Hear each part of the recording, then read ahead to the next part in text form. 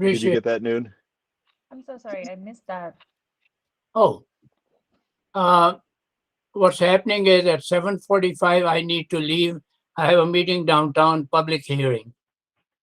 Okay, thank you, Kuma. Right. Let's give our board member a couple more minutes and everyone a couple more minutes before we start the meeting. It'll be 7:15.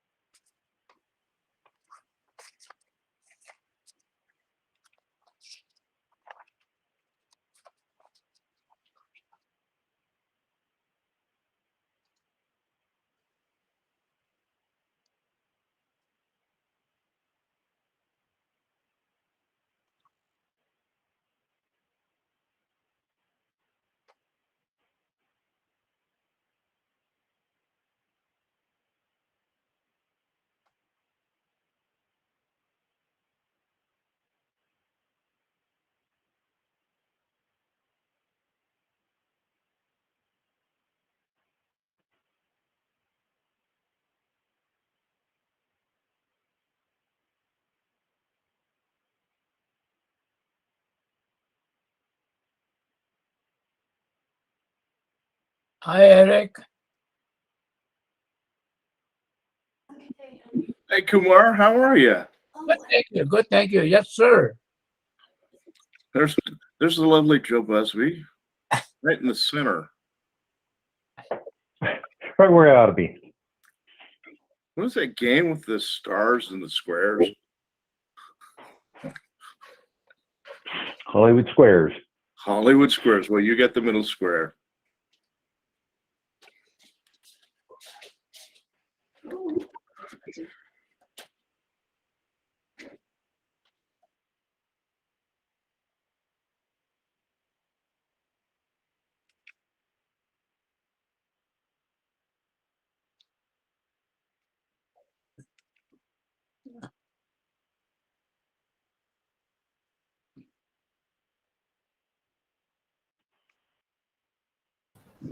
Right, look like we have a quorum.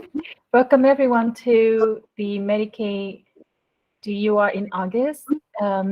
As a few reminder for our meeting today, if you are dialing via telephone, Google Meet has muted you. If you need to speak to the group, please press *6 on your phone to unmute and mute. We kindly ask that only those who are speaking to the group unmute the device via Google Meet. For the UR board member, please reserve your question until the end of the presentation or ask in the Google Meet chat.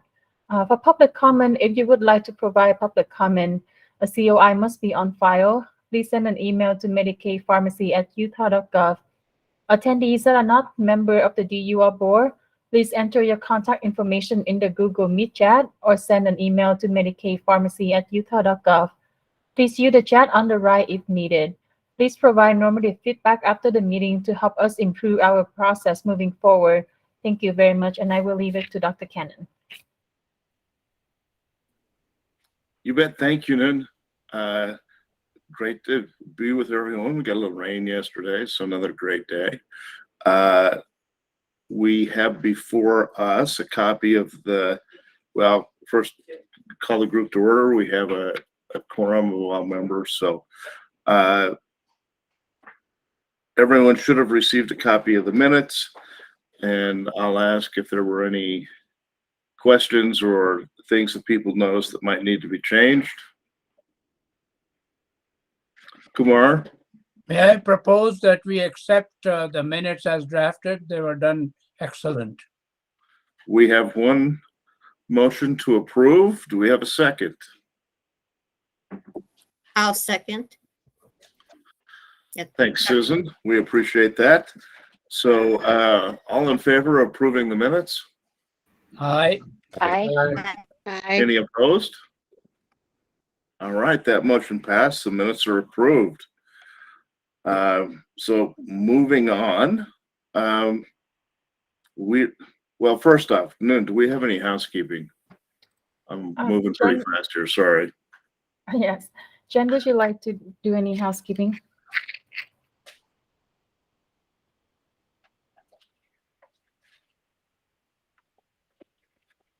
Okay, I got to 8. I was counting maybe a little fast, but all right. Let's move ahead with the University of Utah. Or Joe, it looks like you're going to start out with the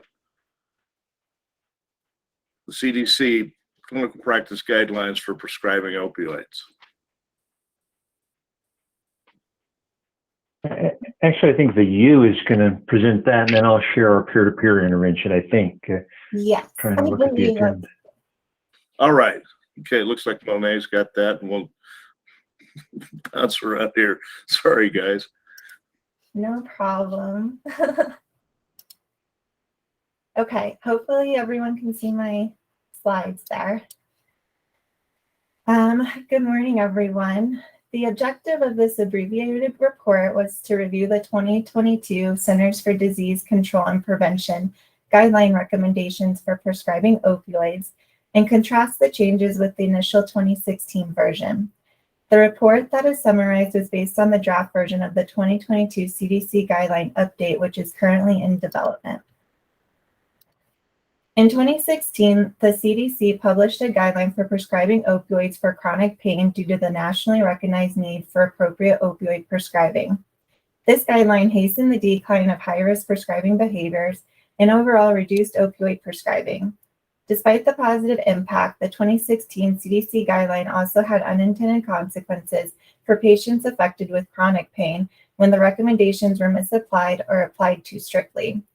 Examples of inappropriate application of recommendations included applying the recommendation to patient populations beyond the intended scope, implementing strict opioid dosage thresholds, initiating opioid tapers and/or sudden opioid cessation without patient consent, opioid duration restrictions by payers and pharmacies, and patient abandonment. Thus, the CDC emphasized in the 2022 guideline update that implementation of recommendations are to be voluntary and should not be used to base or establish strict, absolute restrictions or thresholds of care, and should not be a substitute for clinical judgment and shared decision-making. The target patient population for both the 2022 and 2016 guidelines was adults with chronic pain managed by primary care providers or in outpatient settings. The 2022 guideline broadened the target population to include individuals with acute, subacute, or procedural-related pain.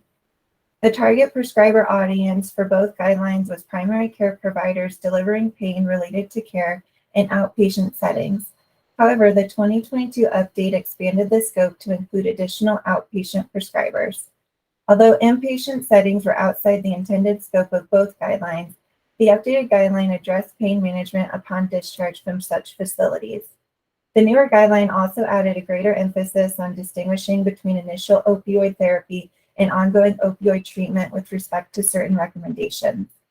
The 4 topic areas related to prescribing opioids for pain management are similar between both guideline iterations. Pediatrics, pain related to sickle cell disease, cancer-related pain in those actively receiving cancer treatment, and patients receiving palliative or end-of-life care were outside of the intended scope of either guideline, and recommendations should not be applied to these patient populations. The evidence was assigned an evidence type of 1 through 4, with 1 being of highest quality. Recommendations were categorized into either category A or B. In general, category A recommendations were intended to be used for the vast majority of patients in most clinical situations, whereas category B recommendations were intended for some patients. Category A recommendations tend to be based on higher quality evidence with clear delineation between benefits and harms. In contrast, for category B recommendations, there tended to be greater ambiguity regarding whether the benefits exceeded the harms. Recommendations assigned to category B may not apply to all patients. Thus, shared decision-making incorporating the patient's values and clinical situation was encouraged to formulate an individualized plan. The 2022 updated guideline contained two new recommendations, one regarding the initiation of opioids for acute pain, and the other pertaining to patients already on higher doses of opioids. For the majority of acute pain conditions, non-opioids are effective. Opioids should only be considered for patients that have a favorable risk-benefit assessment. For patients already on higher opioid doses, prescribers should consider the individualized benefit-risk profile and exert diligence when reducing or maintaining high opioid dosages. For situations in which continued opioid therapy is associated with greater risk than benefit, prescribers should optimize other therapies, collaborate with the patient, including discussing options before implementing any changes to the treatment regime, gradually taper the opioid to a lower dose, or ultimately discontinue the opioid, depending on the patient's clinical scenario. Prescribers should not suddenly discontinue opioids or dramatically decrease higher opioid doses, except when there are signs of a life-threatening problem that may impact patient safety. Both the 2016 and 2022 guidelines share a similar stance that non-pharmacologic interventions and non-opioids are favored for chronic pain management whenever possible, which the 2022 update also extended to subacute pain. However, authors highlighted that this should not be construed to mean that patients should be required to fail non-opioid pharmacologic treatments and non-pharmacologic interventions, or be strictly required to have a trial of any other specific treatment prior to initiating opioid therapy. Instead, the decision to initiate opioids should be based upon anticipated benefits and risks of opioid therapy, taking into account the patient's unique clinical situation. The initiation of opioids should only be considered for patients who are likely to have benefits that exceed anticipated risks. The 2016 and 2022 guidelines were generally consistent in recommending that the lowest effective dose should be used when starting opioids for the treatment of pain in opioid-naive patients. The 2016 guideline included specific cautionary dosage thresholds based on daily morphine milligram equivalents, abbreviated MME, such as recommending cautious prescribing of total daily doses greater than or equal to 50 MME, and to avoid or cautiously escalate to daily doses greater than or equal to 90 MME. However, the 2022 guideline removed specific dosage thresholds from the recommendation. Instead, the updated guideline recommended to avoid doses that may expose the patient to greater harm relative to potential benefits. Although not explicitly stated in the recommendation, the 2022 updated guideline provided therapeutic considerations regarding opioid dosage thresholds. The considerations were not meant to be strict restrictions or limits on appropriate care, but were intended to guide shared decision-making between the prescriber and the patient when initiating opioids or increasing the dose. Both guidelines recommend that prescribers should not supply opioid quantities exceeding the duration needed to appropriately manage the severe acute pain condition. Unlike the 2016 guideline that included additional details about the expected duration for acute pain, the 2022 guideline recommendation did not specify duration thresholds. Instead, the 2022 iteration advised that opioid duration should be individualized to each patient's unique clinical situation. Nonetheless, the guideline also pointed out that a few days or less of opioid therapy is often adequate for common non-traumatic, non-surgical acute pain requiring opioid therapy. Both guideline iterations recommended that prescribers follow up with chronic pain patients within 1 to 4 weeks after starting opioid therapy, or after increasing an opioid dose to assess the therapeutic benefits and risks, and the updated guideline expanded this recommendation to patients with subacute pain. Prescribers should follow up regularly in intervals of no more than 3 months with all their patients on long-term opioid therapy to reevaluate the benefits and risks. Both guidelines recommend prescribers to inspect patient use of controlled substances by checking the state's prescription drug monitoring program, abbreviated PDMP, when initiating opioid therapy for chronic pain, which has been revised to also include acute and subacute pain in the updated guideline, and occasionally during ongoing opioid treatment to help determine whether the patient is high risk for overdose. The recommendation has been revised to no longer state a particular frequency for checking the PDMP, but instead suggested a frequency of at least every 3 months during long-term opioid therapy as guidance in the explanatory text. Both guidelines recommended laboratory testing to evaluate the presence or absence of prescribed medications along with other controlled substances, both illicit and prescribed, when using opioids for chronic pain. However, the updated guideline was expanded to include subacute pain in addition to chronic pain. The 2016 guideline specifically recommended urine drug screening, whereas the 2022 guideline generally recommended any screening test for toxicology. And a recommended toxicology testing frequency was no longer specified, unlike the 2016 guideline, which recommended urine drug screening at predetermined intervals. Regarding the recommendation for co-prescribing opioids with benzodiazepines, in contrast to the previous 2016 iteration, that recommended avoiding such combination whenever feasible, the updated guideline more explicitly acknowledged that situations may exist where opioid benzodiazepine combination use may be clinically appropriate. Regardless, the combination of opioids with benzodiazepines or other CNS depressions should be used carefully. Both guideline iterations recommended that prescribers offer or organize pharmacologic treatment for patients suffering from opioid use disorder. The recommendation to prescribe immediate release opioids rather than extended release or long-acting opioids when initiating opioids for chronic pain remained unchanged, but the updated guideline extended this recommendation to acute and subacute pain. The current update continued to recommend that prescribers assess and counsel patients about opioid-related risks and should work with patients to integrate techniques to minimize these risks into the treatment plan, such as offering naloxone. Based on the 2022 CDC draft guideline, we have provided the following as guidance as to which Utah Medicaid opioid policies may warrant consideration for change based on the board's discretion. Since the 2022 CDC guideline is still a draft, we suggest confirming any differences with the finalized guideline before serving as the basis for implementing policy changes. Utah Medicaid currently employs a pharmacy hard stop for prescriptions exceeding 90 cumulative MED for non-cancer pain unless a PA has been approved, and regardless of the patient's prior opioid use in the previous 90-day period. The 2022 CDC guideline emphasized not to suddenly discontinue patients from an opioid medication by stating that payers should ensure that policies based on cautionary dosage thresholds do not result in rapid tapers or abrupt discontinuation of opioids. Based on our interpretation of the 2022 CDC guideline, there is no daily MED threshold that can be used as an overall approach to justify strict dosage restrictions or coverage denials for patients who require opioids for pain management. Rather, patient-specific factors must be considered.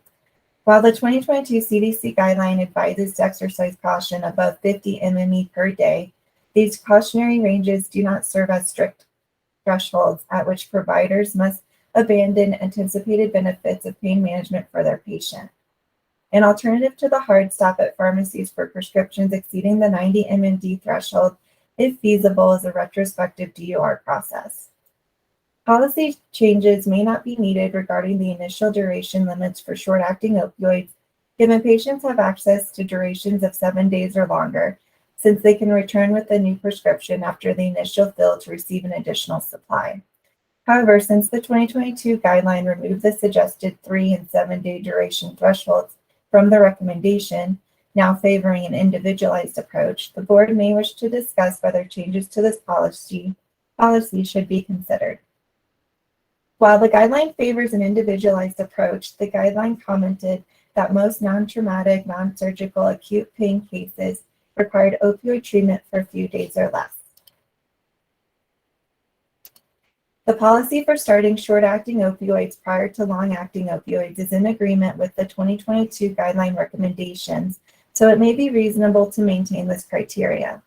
However, the board may consider being less strict on the requirement of members having to fail 2 or more non-opioid classes before proceeding to long-acting opioids.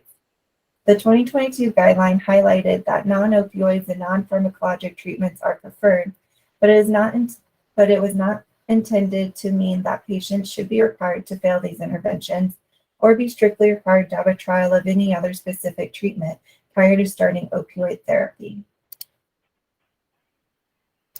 In summary, the scope of the 2022 CDC guideline expanded the target patient population to adults with acute, subacute, or procedure-related pain in addition to chronic pain. The target prescribers were also expanded to include other prescribers working in outpatient settings or that discharge patients from inpatient facilities. The 2022 draft guideline emphasized the potential harm that can arise from overly rigid application of the recommendations and encouraged prescribers and payers to rely on clinical judgment and shared decision-making with the patient when implementing recommendations. There were two new recommendations, one that remarked on the preference of non-opioids for most acute pain cases, and one that recommended considering individualized benefit risks when maintaining or reducing high opioid dosages. Other recommendations were revised to include broader language and/or the addition of acute or subacute pain. Some recommendations had incorporated minor revisions, but the overall recommendation remained similar to the 2016 version. Major revisions in the 2022 guideline compared to the 2016 guideline included the removal of the specific MME cautionary thresholds from the recommendation so as not to be misapplied, and the expected opioid durations for acute pain. This concludes the presentation. Please let me know if you have any questions. Thank you for your time and attention.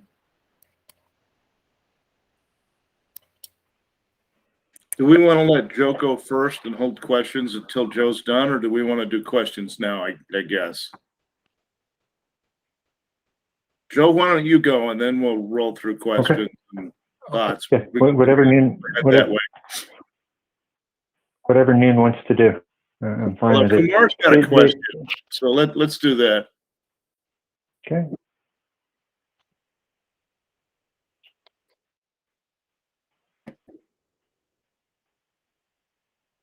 Kumar, do you have a question? Yeah, I just have a simple question. Subacute pain. How do you kind of distinguish between acute and subacute? Meaning, how do you really define it? Because I mean, Yeah, typically guidelines base it off of the duration of pain symptoms. So for chronic pain, that would be symptom duration of greater than 3 months. Acute pain is typically a symptom duration of less than 1 month. And then subacute would fall in between that at a symptom duration of 1 to 3 months. so if you could clarify somewhere, that might be of help for somebody like me, okay? Okay. Thanks, Kumar. That- Joe, all right, That's- we'll turn it to, in the Dr. Weinstein? Sorry, that's how it's spelled out in this guideline. Yeah, Okay. it's in the guideline, Kumar. Appreciate it. Okay, so the point of the 2 slides that I've got is to just remind the board that we implemented an intervention on high-dose opioids starting in November of 2018, and actually implemented POS, or the point of sale, or our pharmacy IT system, starting January 1. So we called prescribers who had a lot of patients with these very, very high MME levels here, and told them this was coming. And then what the point of the slide is, we did a bunch of outreach, and then in a very thoughtful manner, thanks to Jim's leadership on this issue, in a very thoughtful manner, we stepped down the MME limit, 180, 150, added some more, 120, and then 90. We added a couple of others. So for example, a PA required if the system sees a patient is getting a concurrent opioid and an opioid use disorder medicine, that a PA is required. So takeaway points are, we didn't have a hard stop like some states or some other payers did. We simply said, hey, you'll need a prioritization. If you've got an unusual situation with the patient, hey, explain that to us on the prioritization. And as you'll see here on the next slide, we still have a number of patients that are going. So this is a little bit of a complex slide, but in that it creates 3 or 4 different cohorts of patients The what would that be? Gold is group 5 is those patients at the highest. So this is number of patients on the vertical axis, and this is over time. It has to be quarters over time here. But so we had these patients in this very, very high group, and you can see that they quickly went down as we implemented. The second group here is, would that be gray? That too went down, and we saw a little bit of a bump up here in the 120 to 148. We can specifically analyze that, but one might assume that that's patients being titrated down from the higher opioid cohorts down to the lower ones, and so that's why this flowed a little bit behind the other. And this finally is our lowest group that exceeds 90. And as you can see, still have 23 some patients on it. And point of reference, these are cancer patients. Cancer patients are exempt from these particular edits. So as you can see, it was very, very effective intervention. Many of the prescribers let us know that they appreciated this. Now, limitations of action, we have no idea if there were some known or unknown patient harms. We don't have the ability to assess that. But Noon asked that we just quickly show the group this. Now, another point of fact is over this same time period, the number of patients enrolled in Medicaid due to the COVID pandemic actually increased. So, on a 1,000 member basis, we actually showed an improvement. Okay. So, Joe, does this number include the ACO members, or is this just the traditional that's with the state? Yeah, excellent question. This is simply a fee for service. It would be interesting. Your points are good. It'd be interesting to compare the different ACOs, and I know the ACOs have implemented similar types of utilization management techniques. It'd be interesting to look at it and compare. Happy to do that if I don't know if that data is available or not. Yeah, no, I think that data is available. I think the one piece, when we did get the expansion population, they were significantly lower risk, and we really didn't see a bump up. So I think to your point. Yeah. Catherine? It's a good, just quickly, Eric, I think that's an excellent point. Usually Medicaid, everyone on the call knows, women and children with expansion, yes, and other folks, but it's a very, very different patient population than, Part E, Medicare, et cetera, et cetera. Right. Catherine? I would love if somebody could confirm this, but, when you see opioid use go down, you have to wonder if people are getting it somewhere else. And that's obviously can be difficult to tell, but I did do a very quick spot check of the opioid overdoses in Utah, and it does seem like they've gone down since 2018, but maybe someone could confirm that. Yeah, and I think Catherine, I can just go ahead, Joe. Well, I was going to say, Dr. Smith, great point. As I mentioned, we don't have the ability to, we can make an association, but I don't think we see causality there. And on that issue, definitely a limitation of our work. So, Catherine, we have seen overdoses increase over the pandemic, and we've seen a lot of people that were on MAT have stopped. And we've seen suicides go up. So, within that, there's ties, I think, across the board to all of this, but definitely saw a lot of people that were doing very well on treatment that once COVID hit, that didn't go as well as it should have.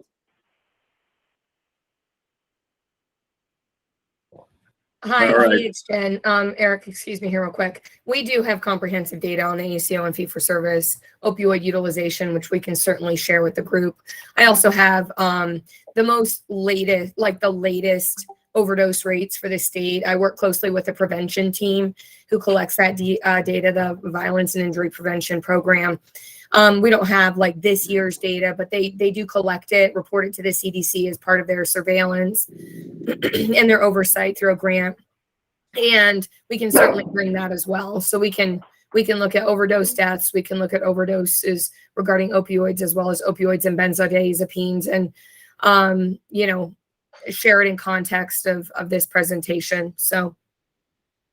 All right, Jen, while you're speaking, or Joe, what are you seeing across the country? Are other states now backing off of the hard limits? Or are they staying kind of put with those recommendations, even though the guidelines have changed? I think Noon or Jen are better able to answer that question than. I haven't personally evaluated what other states were doing, Eric, so I'm not sure if they've backed off or not. You know, to Joe's point early on, we were very conscious of also like promoting safety and access, which is why we contacted providers. We put a prior auth in place if individuals really needed this higher dose, so as not to introduce harm to the patient by abrupt discontinuation.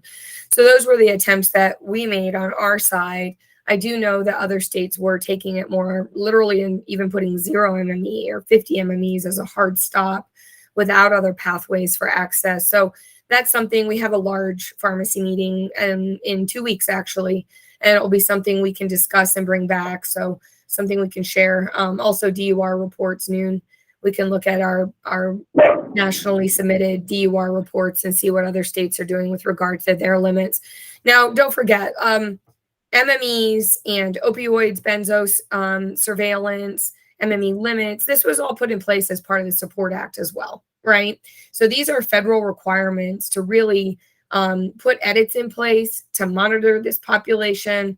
And they didn't actually prescribe specific limits, but they do ask about what we are doing, and we are required to report on that as part of the Support Act. So, so states, that's a report that goes to Congress and certainly has been part of our DUR process. So with that, we can actually look at the data across the country and see what has been reported nationally with regard to opioid use and opioid surveillance. So certainly we can bring more detailed information back in response to your questions.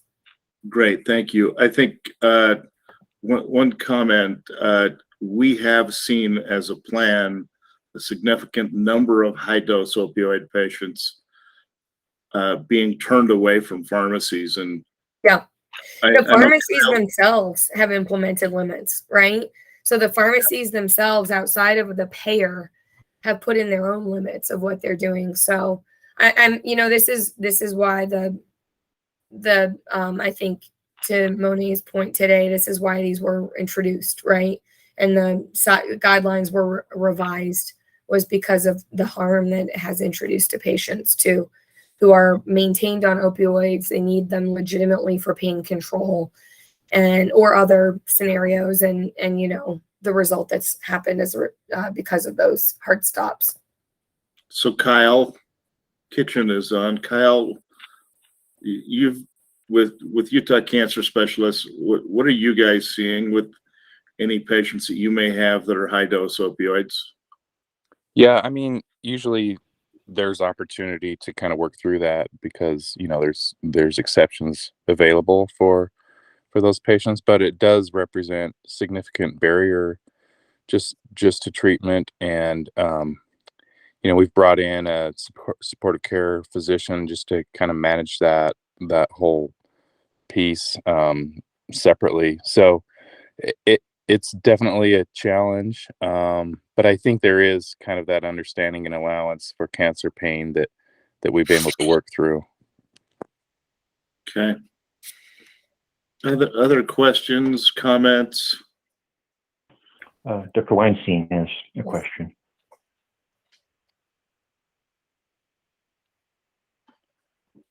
Thank you. Have a little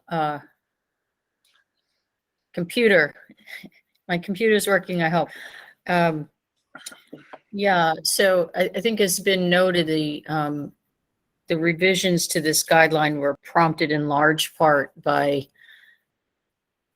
widespread misinterpretation and misapplication of the first guideline, and a lot of patient harms ensued, some of which came from changes to opioid therapy that were made on individual basis, and some changes that were policy implementations that were again misinterpretations of the guideline. And so a couple of things I would highlight. One is that this guideline again reinforces individualized care, to consider risk-benefit analysis for an individual patient, and combinations of medications that are particularly risky. But one thing we haven't mentioned, which has come out, significant data that have come out since the first guideline was released, has to do with the combined risks of gabapentinoids with opioids. And I know we have data about that. So in addition to looking at, minimizing combined benzodiazepines with opioids, which I know in VA we've had a huge program with that, and other states have done that, and we've done that. Gabapentinoids are considered first-line treatment for a lot of different kinds of pain, but we've seen a lot of overdose deaths, and there's a lot of street abuse of gabapentinoids as well. So I think as we go forward, we probably want to include the data that have to do with gabapentinoids and violence and injury prevention. In that respect, that's one side, I think, of the issue. Too has to do with other medications that we use in pain management that have an overlap with street use and overdose related deaths. The other thing that I think is really important, and what I wanted to ask about today, which is mentioned in the guideline, but often doesn't really get addressed, is the non-pharmacologic aspect of pain management, and how we really could tackle this problem in a big way, to get people off of opioid medications, or any other medications for that matter, or how we don't get them on in the first place, is managing pain with non-drug treatment. And our insurances, whether those are, our other payers, or our Medicaid programs, Medicare, we don't have access to non-pharmacologic care, whether that's CBT as a mind-body therapy, or physical treatments. The CDC does summarize a lot of the evidence for physical cares for pain, such as massage therapy and acupuncture, but we don't make those things available. And I am afraid, I've been in this for 40 years, and I came out of what was then called alternative medicine as a massage therapist and an acupuncturist. And I've been waiting, for this to come around and for us to treat patients with these therapies. And now in VA we do. And we've been very successful implementing those modalities in the VA and getting people off of drug therapy by implementing these treatments, which are evidence-based. So my comment and my question is, where the guideline, CDC revised guideline, now has that evidence summary in it, and also comments on the lack of access.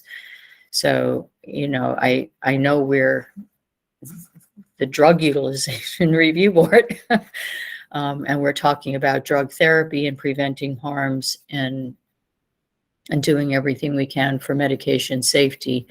But I can't help but say, if we don't have some acknowledgement and recognition to the fact that the non-drug therapy is really critically important to the medication safety, then I think we're really missing an important component of pain care. So thank you for letting me go on for a minute about that, but I think it's really critically important that that gets included whenever we discuss pain. and how we're going to reduce patient harms. Dr. Weinstein, I just want to react to your comments around non-pharmacologic approaches to pain management. It's certainly something we've had discussions about as we look at what the next steps are for policy regarding acute and chronic pain management. Certainly, it would require legislative funding for expansion and opening of such services like you're discussing, but we know other states have done this, and it is absolutely on sort of our game plan in the future to evaluate and look at this as one of our priority items.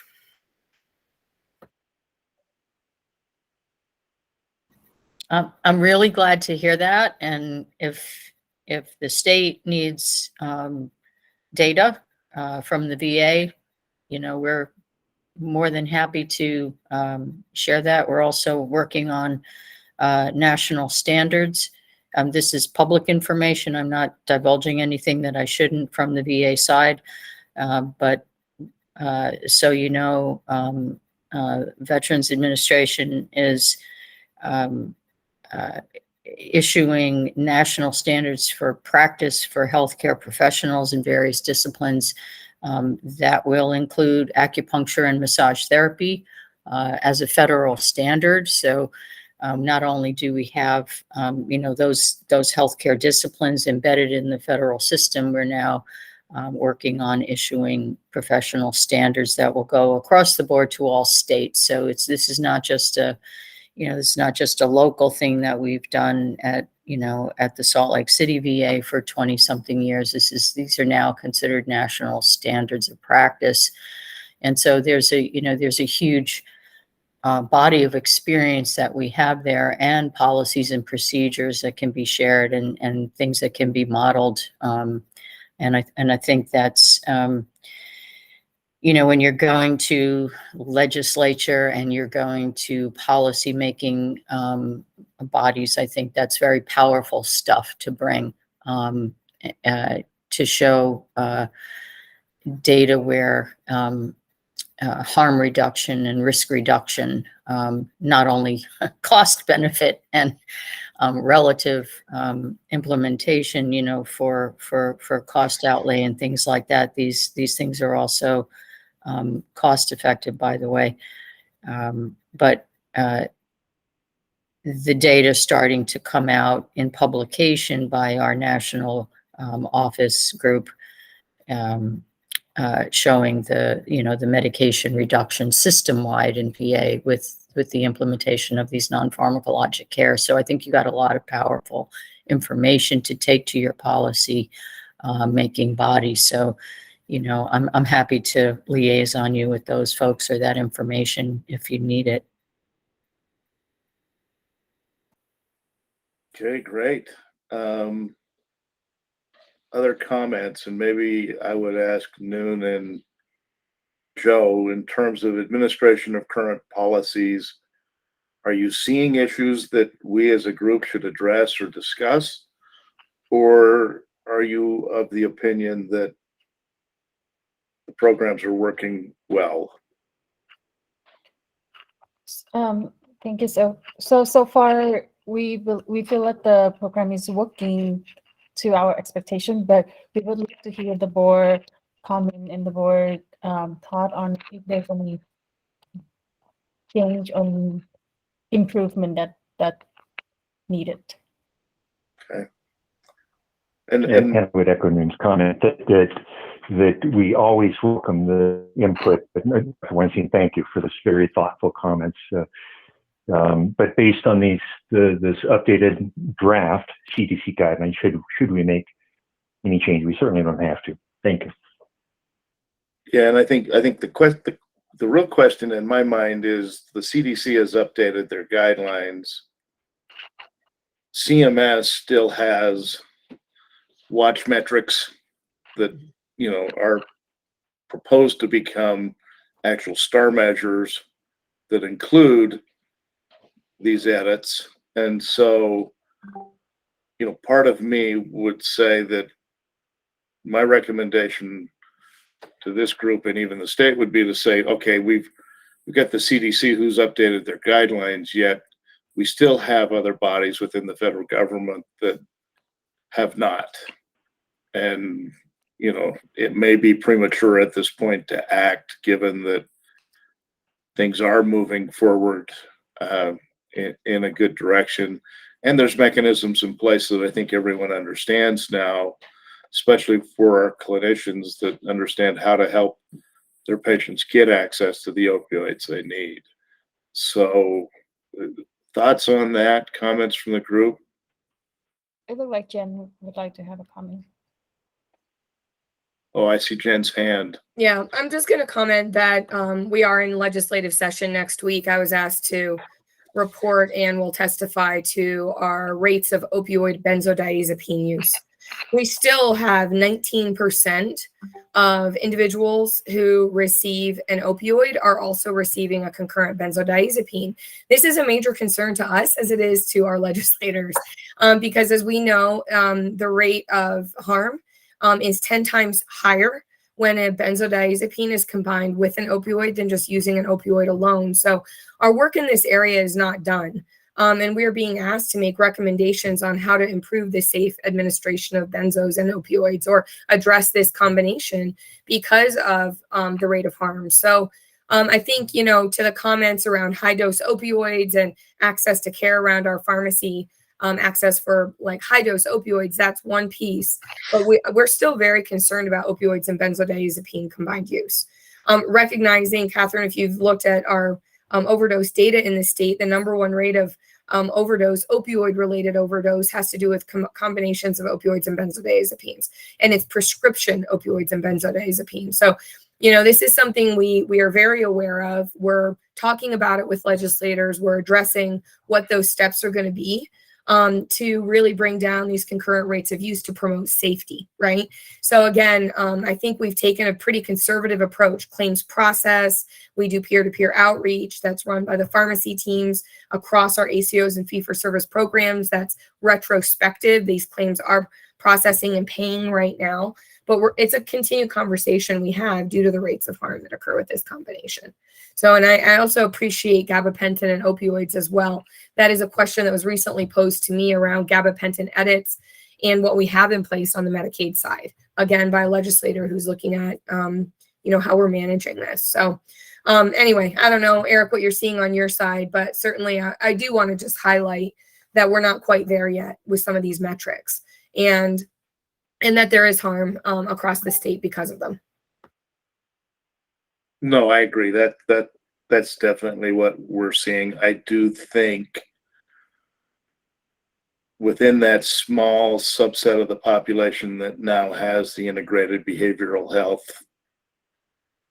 as a population, we are seeing that we are able to do a significantly more to help those patients, having everything coordinated under one roof. But, you know, also understand the legislature and kind of some of their drive originally as to why things weren't integrated. So, Dr. Weinstein? Yeah, I was just going to speak up as a prescriber because, and you know, a care provider in this area. When you see those combined prescriptions, I'm wondering if it's still more often the fact that those combined prescriptions are coming from different sources.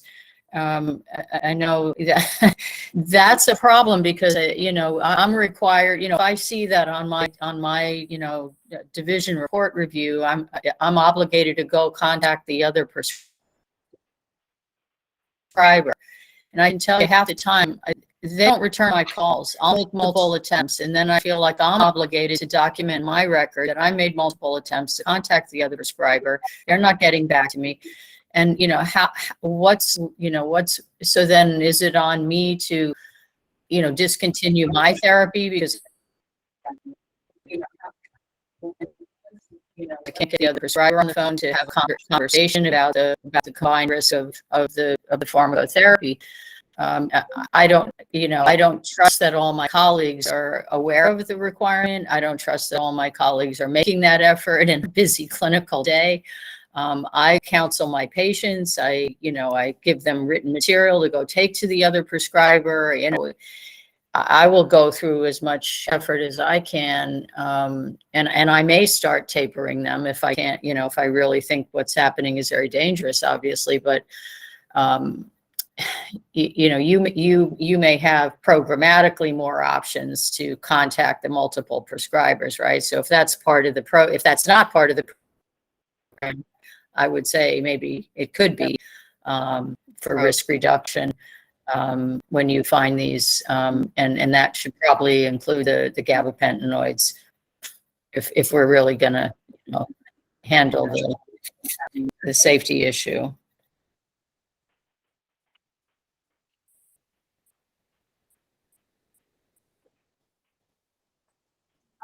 And given that the legislature is meeting and you're testifying, do we need to also maybe We can bring back. wait a little bit and see where they may be going? Mhm.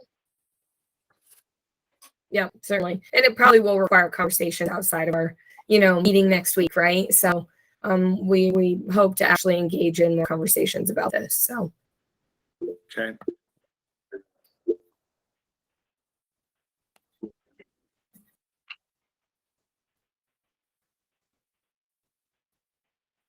Louise has raised the hand.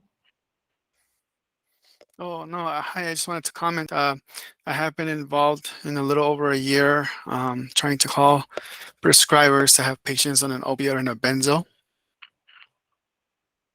And my experience with that has been that sometimes, there's no one prescriber doesn't know that the other is prescribing the combination. So like Dr. Weinstein was saying, I'm not sure if one of them is trying to make contact with the other and it's not happening. But that's unfortunately an issue with the busyness of the clinics. A positive thing from this is that most of the combinations I see are from like a low dose benzo, like alprazolam 0.5 milligram once daily with like a tramadol 50 milligram twice daily, things like that, where at least the MME is pretty low. That's most of what I've seen so far with these combinations. Great. Thanks, Louis.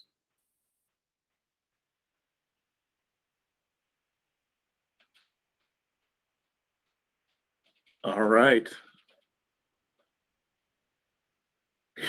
Hearing no more comments, I think we're probably safe to say that this is an area where